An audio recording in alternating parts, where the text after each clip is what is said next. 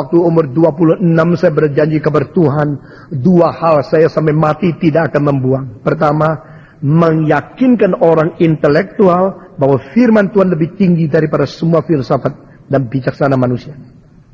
Nah, ini saya terus jalankan sampai hari ini. Saudara-saudara, bagaimana dengan firman menaklukkan otak-otak yang paling pintar, dengan firman mengkritik, memberikan judgment, memberikan sesuatu pengarahan kepada filosof-filosof di dunia ini. Karena firman Tuhan memang lebih tinggi daripada semua itu. Lalu hal kedua, sampai mati saya tidak akan membuang penginjilan kepada anak-anak. Sudah banyak tahun saya tidak kerjakan. Nah, ini tahun saya kerjakan dan Tuhan pimpin luar biasa. Di Hong Kong, 5 kebaktian. Di dalam kolisium yang bisa isi 13.000 orang. Saya minta paling sedikit 1 kali saya langsung khotbah kepada anak-anak 8 sampai 13. Saudara-saudara, siapa tahu saya yang pergi ke Hong Kong mulai tahun 70 sampai sekarang 32 tahun berkhotbah ratusan kali di situ. Tak pernah 1 kali untuk anak-anak. Kalau di Singapura masih pernah, di Taiwan masih pernah, di Hong Kong tak pernah. Tetapi begitu diedarkan ada kebaktian kebangunan untuk anak-anak, mereka yang mengambil karcis masuk yang paling cepat selesai diambil, yaitu kebaktian anak-anak. Berarti banyak orang tua tahu anak-anak perlu firman Tuhan.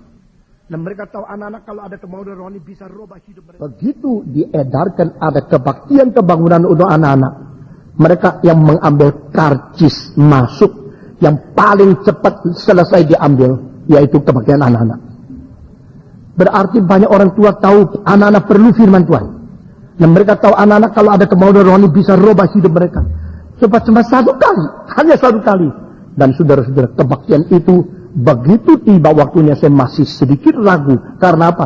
Saya tidak bisa bahasa Hong Kong. Harus diterjemahkan. Lalu cerita sama anak-anak. Itu kalau tidak langsung bahasa, mesti terjemah gimana?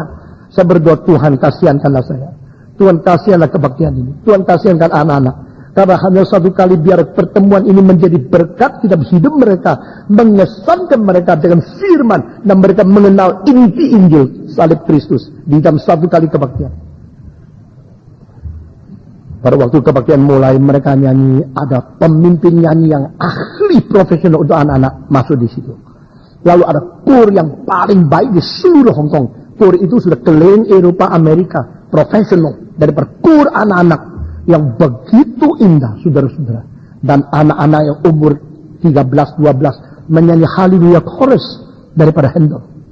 Dan menyanyi lagi Jesus Joy of Man's Desiring. Dan beberapa lagu yang terbaik di dunia. Anak-anak diam semua. Begitu saya naik di panggung, saya berdoa, dan saya tanya satu pertanyaan. Sebenarnya anak-anak di Hong Kong ngerti bahasa Mandarin atau tidak? Yang menerjemahkan saya undang. Khusus Stanley undang dia dari Toronto ke Hong Kong. Dia mengatakan, mereka sudah ngerti bahasa Mandarin. Saya tanya, bagaimana mereka bisa mengerti?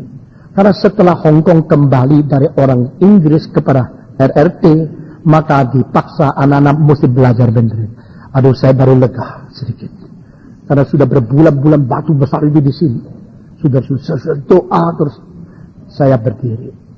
Orang-orang bilang, seorang umur 60 lebih ngomong sama anak-anak, siapa mau dengar?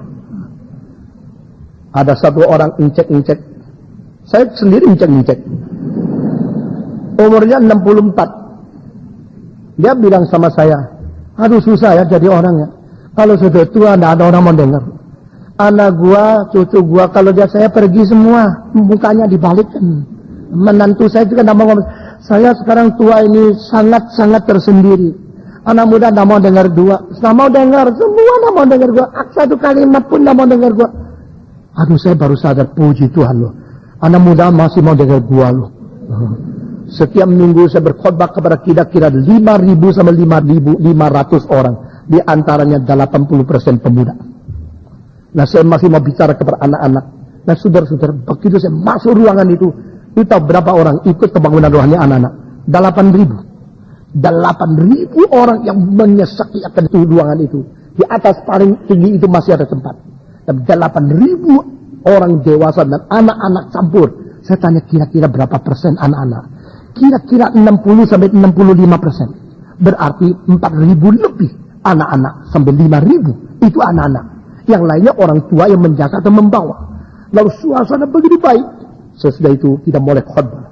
Saya harus khotbah bagaimana ya?